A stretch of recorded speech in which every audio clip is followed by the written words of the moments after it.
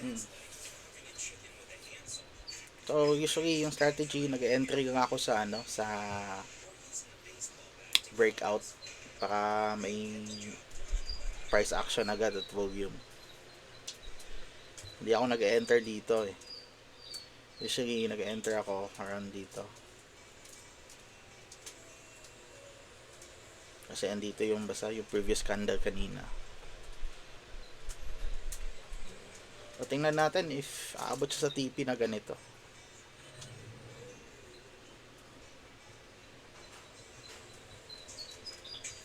Kung hindi, edi next trade ulit.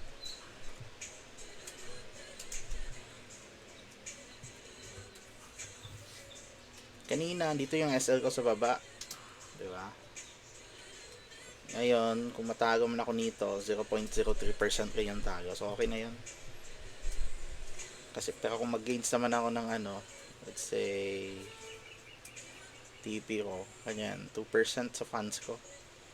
Diba? Dito, 1.5% eh.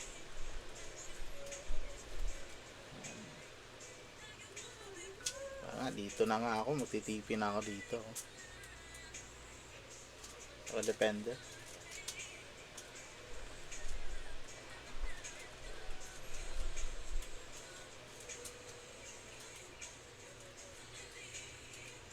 Rin ako dito.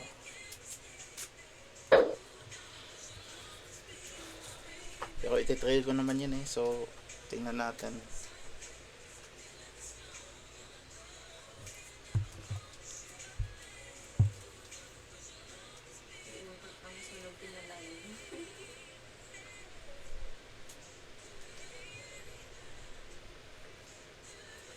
So kaya guys, pag-abot to masunog kasi may SL naman ako.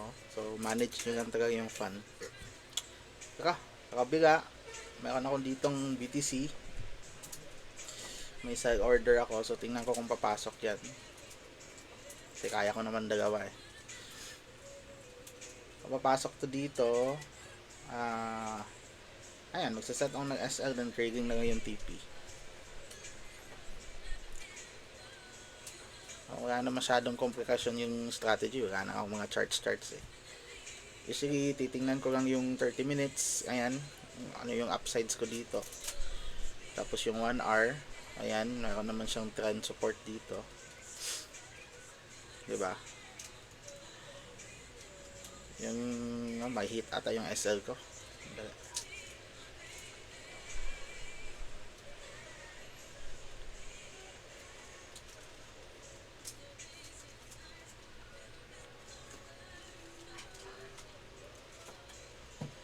Hayaan ko lang ma-hit yan kung ma-hit man yan.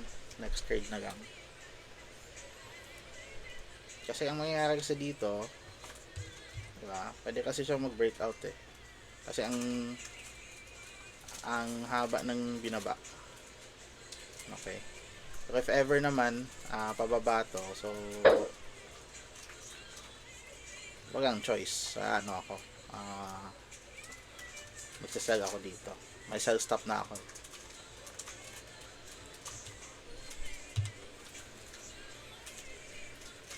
Ito pa naman yung first video ko ng trade. Tapos may sell. Usually ano lang ako, 10 to 15 trades per day if aabot. O hindi naman 5 trades lang gano'n.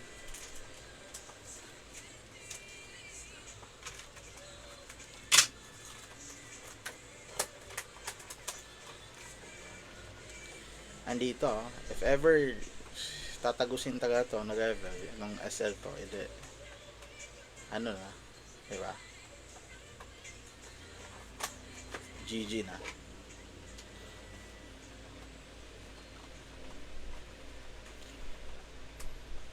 Kasi yung aim ko naman 1% to 2% per day. Diba? Pero multi-trades yun. Bababa ko konti yung BTC kasi ang lapit. Baka kasi mga weak lang eh. Tapos mag-reverse. Tama yan. Kita nyo yung mga wicks dito. Ayan. Pababa ng pababa. Tapos wala namang price action. So yung ginagawa ko dyan, ibababa ko pa. Meaning yan, hindi pa na-hit yung mga large SL doon.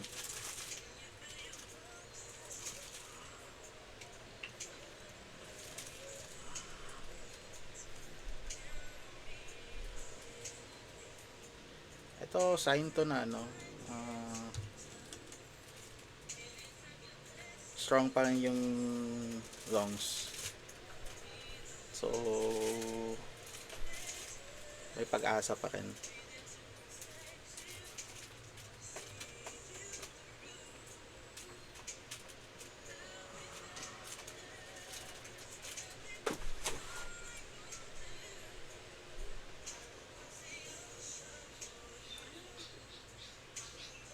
So, parang yung 1% ko dapat makikita ko dito ng 10 USD. 10 USD. Kasi 1,000 to eh.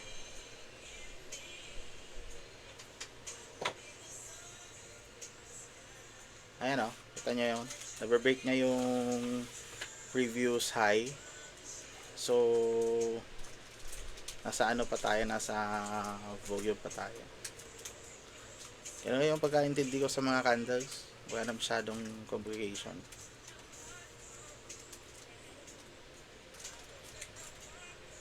Baka nga gusto ko ibaba yung SL ko eh. Pero okay na muna to for first trade. Ito naman yung BTC. Pag mahit yan dito, diretso yan sa 116 to ano, 392. Mga tigurin natin.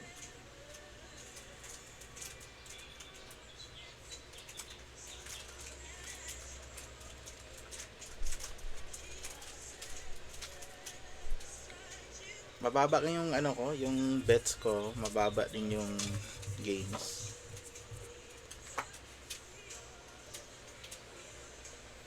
Ayan o, maganda siya sa 1 minute chart, bullish pa rin. Ayan, i-break nyo yung previous high. Ito, na-break siya. Zoom natin. Break ba siya? Pantay lang. Na-break yan. So, hayaan natin. Hayaan natin yung market sa nibigay.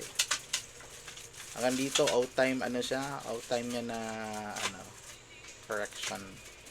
Pero feeling ko, ibababa ko pa konti pa kasi i-manipulate to eh. I-hit lang to tapos lilipad. Based on experience. Diba? Huwag kayong ano dito guys. Huwag kayong magpaginlang ng mga ganyan. Kasi dyan kayo kiniklear eh. Kasi lahat naka-SL dyan, diba? So, unahan ka konti.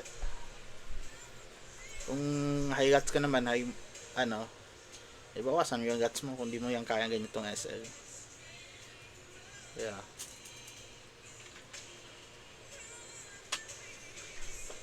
.0.4%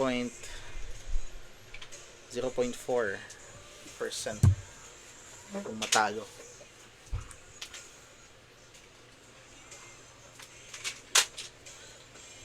So sana mag-create ng new support. Hindi naman kaya ano na matalo yun. Aim ko talaga is ano 1%. Kaya hindi naman siya 1%. Diba?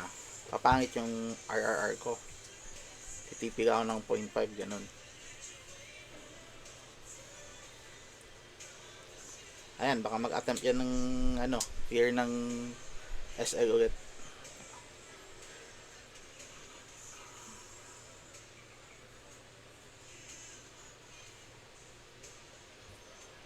Tingnan ko yung BTC.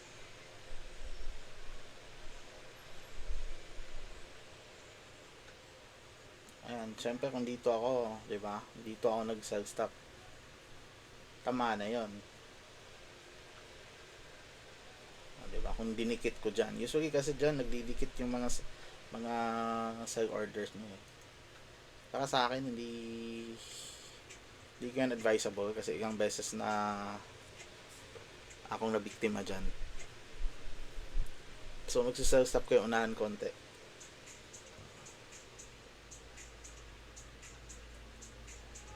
Ayan, nagka-create siya ng bullish trend. So dapat nga yung SL ko dito mag-adjust kayo. Ayan. Diba? Tama ka ba yung SL ko? Tingin ko tama na yan, tsaka may allowance na eh. And guys, may 0.1 na tayo percent. Baka 0.5 pwede na. First trade ko pa naman.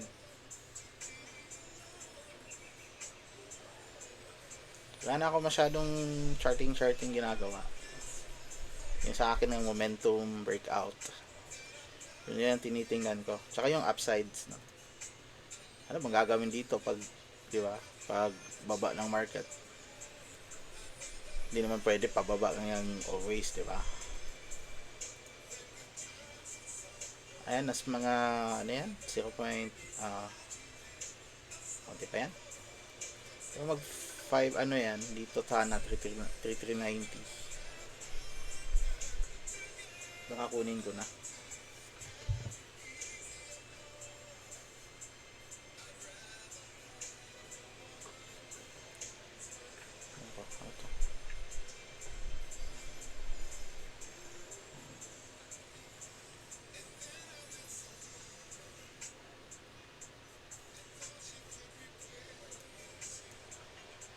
Pumasok na yung BTC guys. So, ewan ko. Ano nangyayari dito? Pag pumasok yan, mag-SL ako. Baka kasi bumalik.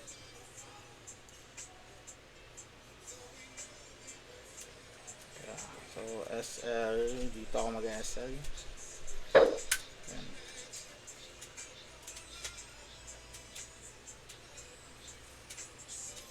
So, 0.2.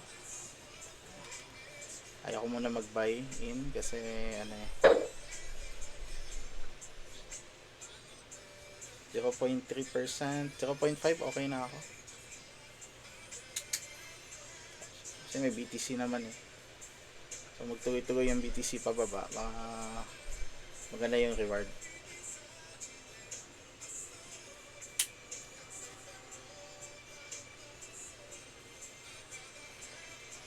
Actually guys, pwede kayong sumabay ng trade sa akin.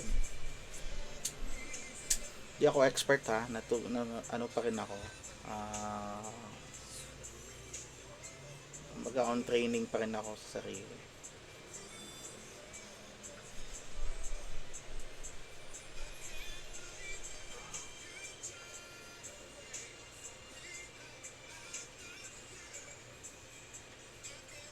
Ayan, pa-profits na yung BTC.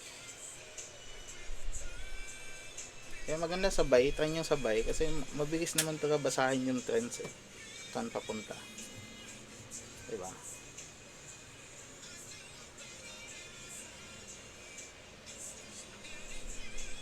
.3, tanggapin ko na to guys. 0.3%, okay na to.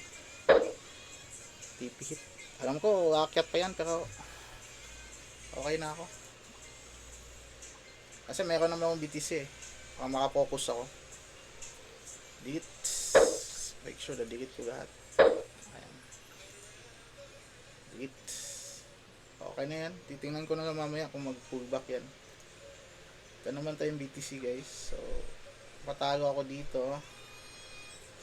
Negative 2.7. So, tinitingnan ko sa kanya yung downside. Patapos na ata ito buhos eh. Baka gawang to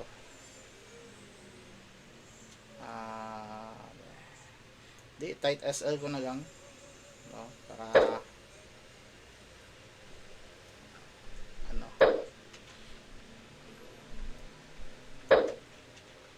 tight SL ko na lang kasi parang feeling ko nito feeling ko malapit na siya sa sa support levels. So long na yung place. Close ko na lang yan para sure profits. Change yung mind ko. Tapos yung buy stop ko dito. Dito. Pwede dito.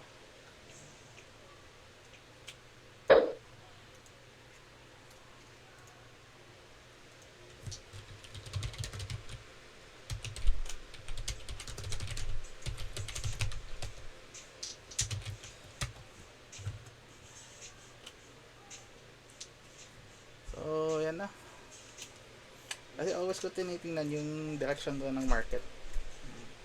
Dito pagado na since kagabi pa ata to eh. So, anong gagawin? Diba? Ang naman, boost lang yan. So, pipili talaga ako ng sides kung saan. Dito sa gold, makaka-entry ako dito pag mag-pullback yan. So, tingnan natin.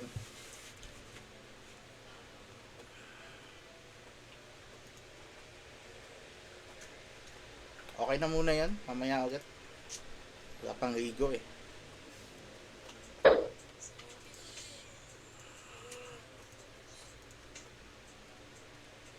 Ayun nga, 0.3%.